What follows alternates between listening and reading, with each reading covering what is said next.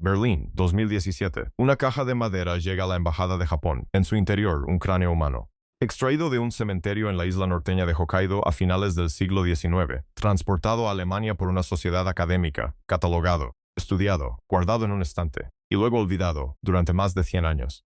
El gobierno japonés no solicitó su devolución por una sentencia judicial ni por un tratado. Un investigador la descubrió en un catálogo de archivo. Esa es la única razón por la que este cráneo terminó en una caja. Esa es la única razón por la que regresó al otro lado del océano. Y ahora mismo, mientras ves esto, ese cráneo está en un osario de la Universidad de Hokkaido. No ha sido devuelto a la comunidad Ainu de la que fue extraído. Sigue en una institución. Todavía no está en su hogar. Eso no es historia antigua. Eso es presente. Esto es lo que diferencia esta historia de cualquier otro documental sobre ADN que hayas visto acerca de los pueblos indígenas de Japón. La mayoría de esos videos comienzan con la ciencia. Tratan el ADN como la historia. Este video trata el ADN como evidencia. Evidencia en algo inacabado. La Universidad de Hokkaido posee más de 1000 conjuntos de restos humanos Ainu, excavados en cementerios de toda la isla a lo largo del siglo XX. No recuperados, no heredados, excavados. En 2002, 3 personas Ainu interpusieron la primera demanda contra la universidad, exigiendo la devolución de los restos de 9 personas y una disculpa formal. El proceso judicial confirmó lo siguiente. Las excavaciones fueron intencionadas, deliberadas, y fueron posibles gracias a una normativa de la prefectura de Hokkaido de 1934 que reclasificó legalmente los cementerios Ainu como algo distinto a tumbas, lo que significaba que podían vaciarse sin consecuencias legales. Una normativa gubernamental que reclasificó las tumbas para que pudieran ser vaciadas legalmente. Espera un momento, porque el ADN extraído de restos como el cráneo hallado en Berlín ha revelado algo que nadie en 1899 podría haber previsto. Un linaje genético sin equivalente vivo en todo el continente asiático, una señal del cromosoma Y de 38.000 años de antigüedad.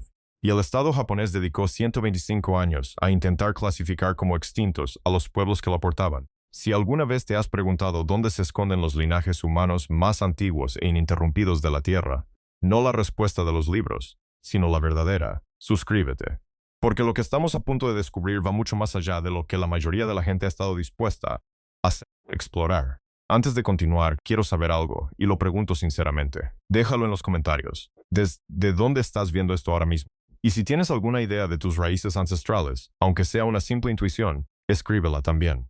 Porque lo que estamos a punto de descubrir cambia la perspectiva de casi todos en esta parte del mundo, y tu respuesta podría estar más relacionada con lo que voy a decir de lo que crees. El linaje al que alguien llamó moribundo se denomina haplogrupo D1b del cromosoma Y. Está presente con frecuencia dominante en los hombres Ainu. Está casi completamente ausente en el este de Asia continental, China, Corea, el extremo oriente ruso, en todas partes. Se puede recorrer todo el continente asiático y apenas encontrarlo. Pero hay otros 2 lugares en la Tierra, donde una forma relacionada aparece en cantidades significativas. Uno es la meseta tibetana. El otro son las Islas Andamán, una remota cadena en el Océano Índico, a unos 1000 kilómetros de la costa de Myanmar. Y se estima que la divergencia entre la forma japonesa de este linaje y sus parientes más cercanos es de aproximadamente 53.000 años. Hace 53.000 años, estos linajes compartían un ancestro común. Luego, tomaron caminos completamente distintos. Uno llegó al Tíbet, otro a las islas del Océano Índico, otro al archipiélago japonés, y en Japón permaneció, aislado, ininterrumpido, durante decenas de miles de años, quienes redactaron un documento legal en 1899 con la expresión raza moribunda. Desconocían todo esto, pero estaban estudiando el linaje humano continuo más antiguo del este de Asia, y lo consideraban prescindible. Hideaki Kanzawa Kiriyama y su equipo del Museo Nacional de Naturaleza y Ciencia de Japón dedicaron años a secuenciar genomas Homo antiguos, procedentes de yacimientos funerarios de todo el archipiélago. Su trabajo de 2019 estableció algo que hasta entonces solo se había inferido. El linaje Homo se separó de las poblaciones continentales del este de Asia hace entre 20.000 y 15.000 años, precisamente cuando el aumento del nivel del mar tras el último máximo glacial aisló al archipiélago japonés del continente asiático. El aislamiento no fue cultural, sino geográfico. El propio océano los confinó. Y en el yacimiento de Funadomari en la isla de Rebun, Hokkaido, 2 cazadores-recolectores que vivieron hace aproximadamente entre 3.500 y 3.800 años presentaban una mutación específica en un gen llamado CPT1A. Esta variante confiere ventajas metabólicas para procesar una dieta rica en grasas. Su frecuencia supera el 70% en las poblaciones árticas y está prácticamente ausente en el resto del planeta. No se trataba de asiáticos orientales en general, Eran un pueblo moldeado por esta isla específica, este frío específico, este océano específico, a lo largo de miles de años. Su genoma refleja una vida que no puede generalizarse. Quédate conmigo, porque esta siguiente parte es la razón de ser de este video. Se estima que la población efectiva de los Homon, durante la mayor parte de su ocupación, del archipiélago fue de aproximadamente 1000 individuos. 1000 individuos a lo largo de 13.000 años, manteniendo una coherencia genética desde Hokkaido hasta Kyushu. Esto no representa una población en declive, sino una cohesión extraordinaria bajo una presión excepcional. Y luego, una sola mutación hallada en un enterramiento de la isla Rebun contiene una adaptación al clima frío que aún se observa en los perfiles metabólicos de los japoneses modernos. El linaje que se declaró extinto ya había sobrevivido a una era glacial. Aquí es donde la historia se complica, y lo digo en el mejor sentido posible. Si los Ainu fueran simplemente descendientes directos de los Homon, la historia sería sencilla. Un pueblo antiguo, un largo aislamiento. La ciencia moderna lo confirma. Ahí terminaría todo. Pero eso no es lo que muestra el ADN. El genoma Ainu no es un genoma Homon puro. Contiene una segunda señal, una que proviene de un lugar completamente distinto. Y cuando se descubre su origen, la historia deja de ser sobre la supervivencia y comienza a ser sobre el choque de civilizaciones. Entre los siglos V y Xi EDC, una cultura conocida como el pueblo de Okhotsk habitó las zonas costeras del norte y noreste de Hokkaido, así como el sur de Sajalín. No eran descendientes de Homon. Un análisis del genoma completo de un individuo de Okhotsk de 900 años de antigüedad, procedente del yacimiento Amanaka II en la isla de Rebun, publicado por Takehiro Sato y sus colegas de la Universidad de Kanazawa en 2025, reveló que aproximadamente el 60% de su ascendencia provenía de la cuenca del Amur, lo que hoy es el extremo oriente ruso. El resto de su ascendencia presentaba características relacionadas con Homon y Kamchatka, estimándose que la mezcla entre Jomon y Kamchatka tuvo lugar hace unos 2000 años, antes incluso de la llegada de la migración del Amur. Piensen en lo que eso significa. El pueblo de Okhotsk era producto de un encuentro previo. Los pueblos Homon, que se habían desplazado hacia el norte, se encontraron con poblaciones paleosiberianas de Kamchatka. Posteriormente, esa población, ya mestiza, se trasladó al sur, a Hokkaido, y se topó con la cultura Satsumon, descendiente de los Homon. De ese contacto surgió, a lo largo de los siglos, lo que hoy reconocemos genéticamente como los Ainu. Y, sin embargo, los datos decían exactamente lo contrario de lo que necesitaba la narrativa Meiji. La mezcla genética que dio forma a los Ainu tuvo lugar hace apenas 17 a 25 generaciones, menos de 500 años. Esto significa que la identidad genética de los Ainu, tal como la conocemos hoy, aún se estaba formando mientras el dominio de Matsumae ya comerciaba con las comunidades Ainu de la costa sur de Hokkaido. El pueblo cuya cultura el gobierno Meiji declaró posteriormente prehistórica, genéticamente hablando, todavía estaba en pleno proceso de desarrollo. El genoma Ainu posee aproximadamente un 79% de ascendencia Homon, el porcentaje más alto de cualquier población viva en la Tierra. La señal de Okhotsk añade profundidad septentrional, conectándolos a través de la cuenca del Amur con los pueblos Nivji y Ulchi del extremo oriente ruso. No son un remanente de una única población antigua, sino el resultado vivo de la selección mutua de múltiples poblaciones ancestrales. No se trata de una raza en extinción. Se trata de un pueblo que absorbió todo lo que el mundo le presentó. Y los pueblos anónimos de esta historia, aquellos que forjaron este choque y desaparecieron sin dejar una civilización sucesora, son los Okhotsk, una cultura que contribuyó al genoma Ainu y cuyo nombre nadie recuerda. Antes de 1869, la isla se llamaba Eso. Ese nombre importa. Eso no era Japón. No se administraba como Japón. Durante siglos, bajo el shogunato Tokugawa, los Ainu de Eso mantuvieron una relación política distinta con el dominio de Matsumae, un dominio feudal japonés en el extremo sur de la isla que controlaba el comercio. Los Ainu pescaban, cazaban y comerciaban. No eran súbditos del emperador japonés. Eran un pueblo soberano que comerciaba con una potencia vecina. Entonces llegó 1868, la restauración Meiji. El nuevo gobierno japonés miró hacia el norte y vio una frontera estratégica. Rusia se expandía hacia el este, y el archipiélago que los Ainu habían habitado durante decenas de miles de años fue declarado terra nullius, tierra que no pertenece a nadie, en 1872, redistribuido entre los colonos japoneses. Renombrado Hokkaido. Los pueblos que habían estado allí durante 38.000 años se convirtieron, en términos de la política estatal, en obstáculos. No son enemigos, son obstáculos. Ese enfoque específico importa. No se le declara la guerra a los obstáculos, se les reclasifica. La Ley de Protección de los Antiguos Aborígenes de Hokkaido de 1899 los denominaba antiguos aborígenes, no actuales, antiguos. El término tenía una función legal. Significaba, fueras lo que fueras, ya no lo eras. Ahora eras alguien en transición hacia la condición de japonés. La ley no describía una realidad, sino que la creaba mediante la legislación. Según esa ley, los niños Ainu debían asistir a escuelas donde su idioma estaba prohibido. La pesca del salmón, fundamento económico y espiritual de la vida Ainu, estaba prohibida. La caza del venado estaba prohibida. Los tatuajes tradicionales estaban prohibidos. El yomante, la ceremonia del oso, el ritual más sagrado de la vida espiritual Ainu, fue declarado bárbaro y prohibido. Esa prohibición sobre el yomante duró hasta 2007.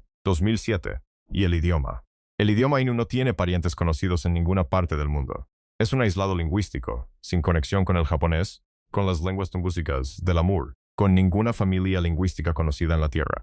Es el registro oral de un pueblo que habitó ese archipiélago antes de que nadie más tuviera un sistema de escritura para esta parte del mundo.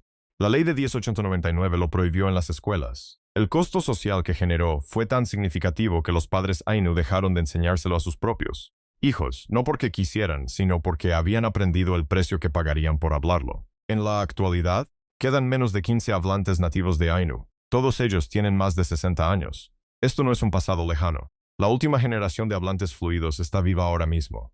Esto es algo que a la mayoría de las personas que conocen a los Ainu nunca les han contado.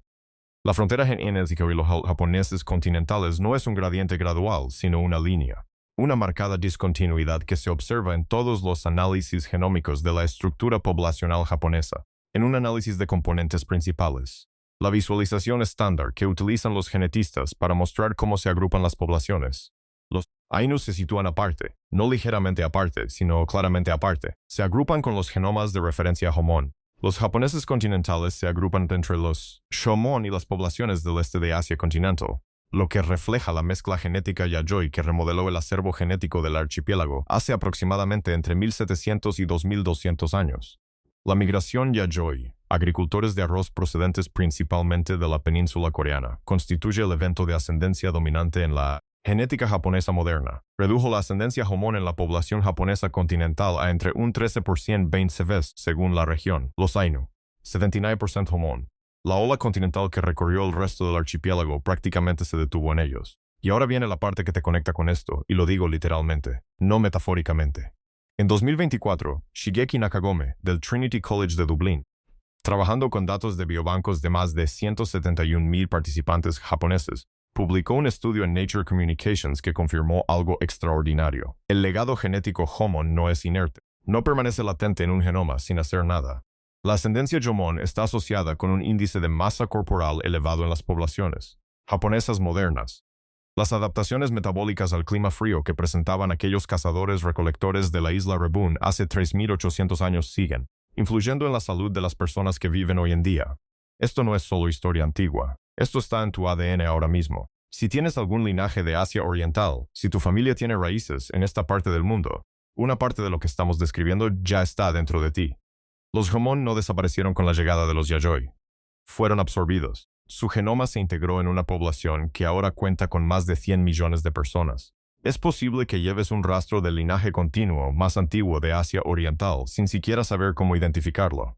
Los Ainu portan la forma concentrada de lo que todos los demás diluyeron.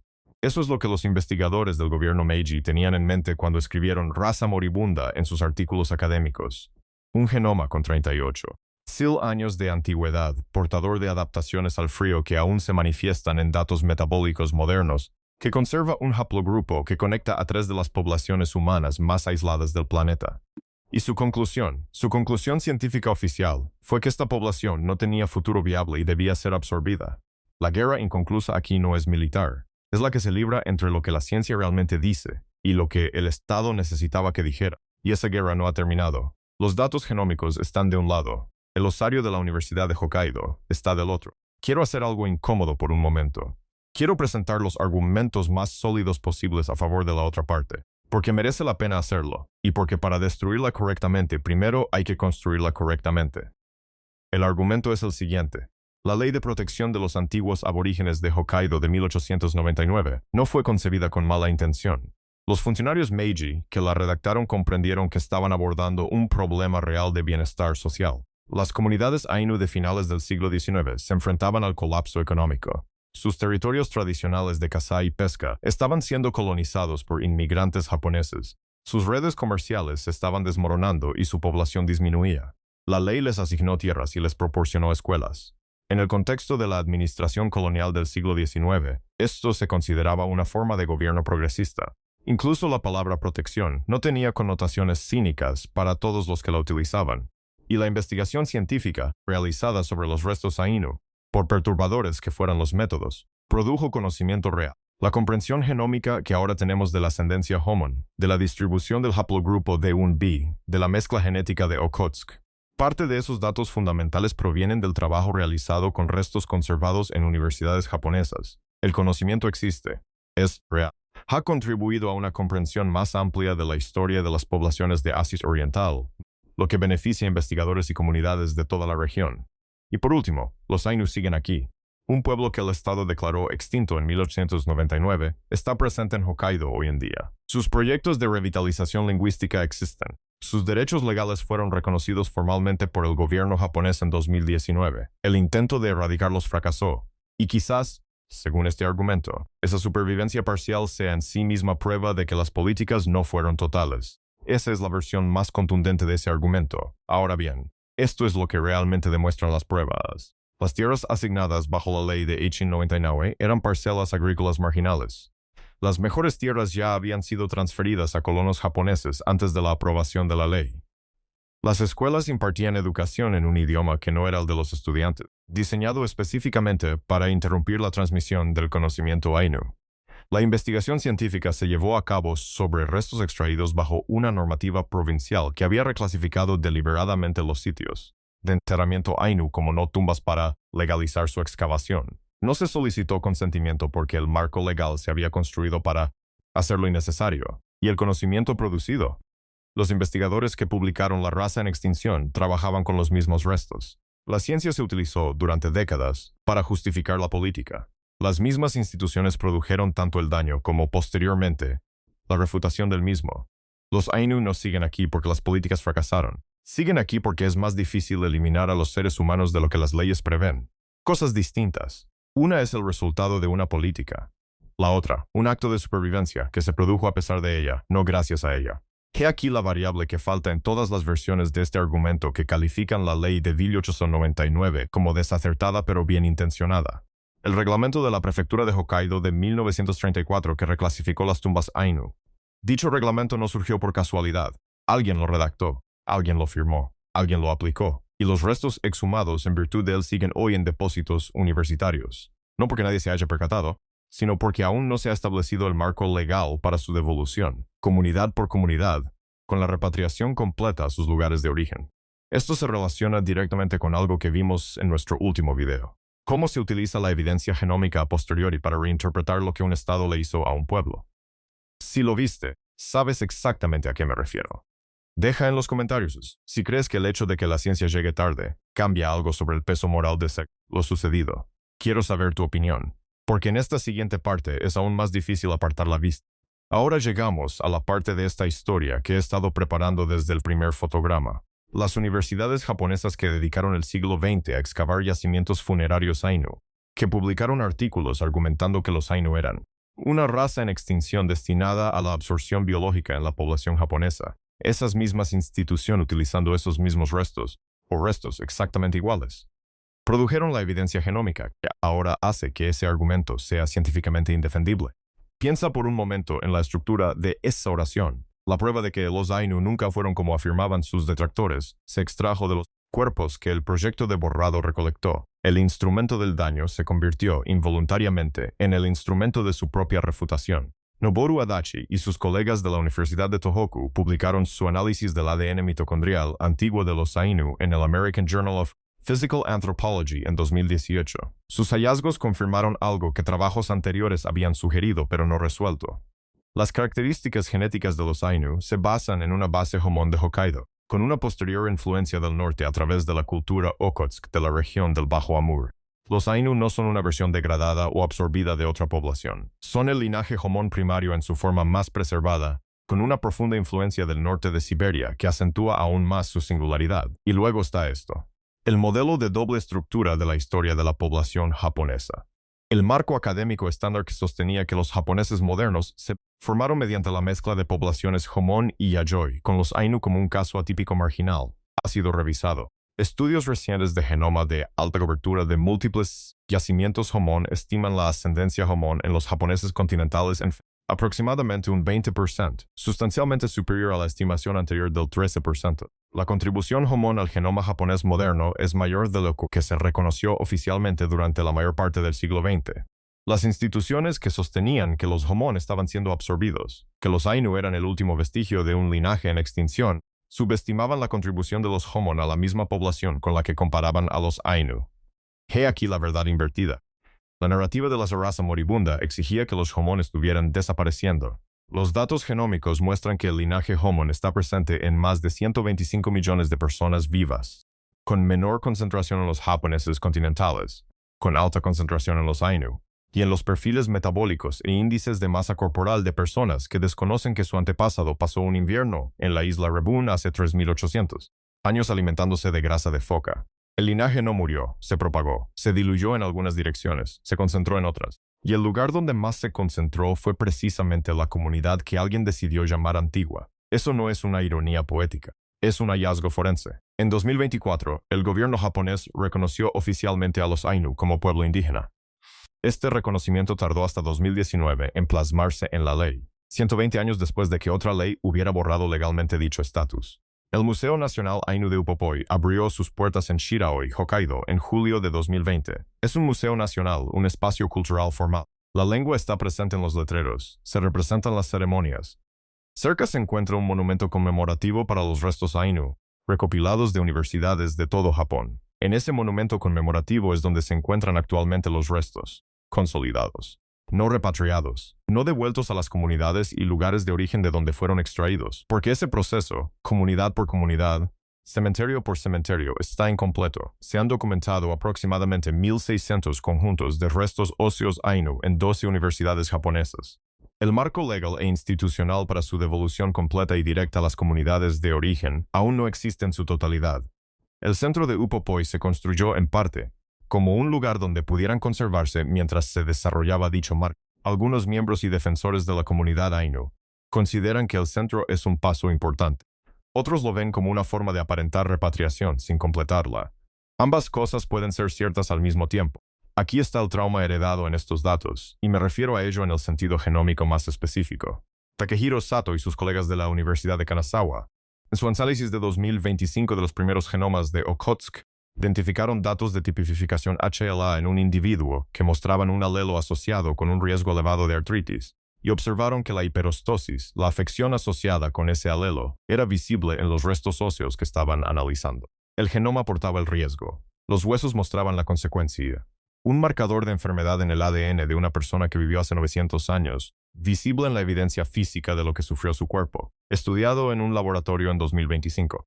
Eso es un genoma, no es una abstracción. Es un registro de lo que hizo un organismo específico, lo que procesó, a qué resistió, lo que heredó, lo que transmitió. El genoma Ainu es un registro de 38.000 años de decisiones específicas, migraciones específicas, inviernos específicos, adaptaciones específicas. Es el registro genealógico más completo de cualquier población viva del este de Asia, y los estudios más exhaustivos de ese genoma fueron realizados por investigadores que trabajan en instituciones que también custodian los restos de las personas cuyos descendientes reclaman su devolución. Esa tensión no se ha resuelto, no hay un final definitivo. La ciencia llegó más lejos que la justicia. Quiero volver a Berlín.